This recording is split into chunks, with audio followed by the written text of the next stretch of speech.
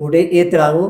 जोपर्यंत आमचा त्रास कमी होत नाही तोपर्यंत. ऑपरेशन वगैरे केलंय का यांचं काही? यांचं ऑपरेशन वगैरे काही केलेलं नाही. फक्त थेरपी दिली आम्ही. थेरपीज दिल्यात, भरपूर थेरप्या झाल्या. तेव्हा बरेचसे लोक जे ऑपरेशन करून मोकळे होतात त्यांना या आमच्या ट्रीटमेंटचं माहीतच नाहीये. मला 7 वर्ष झालं सांगितलं ऑपरेशन करा गुडघ्यांचं. मग मी नाही केलं, मला भीती वाटली. राहायला कुठे पण आम्ही आंबेलीला राहायला आहे. आम्ही जसलोक हॉस्पिटल पर्यंत गेलो. त्या डॉक्टरने पण आम्हाला सांगितलं तुम्हाला कमरेचं ऑपरेशन करावं लागेल, गुडघ्याचं पण ऑपरेशन करावं लागेल. पहिलं सुरुवातीला कमरेचं करावं लागेल, नंतर गुडघ्याचं करावं लागेल. आम्ही ते ऐकून आलो. आता वय त्याचे 62-63 या वयात वयात आहे.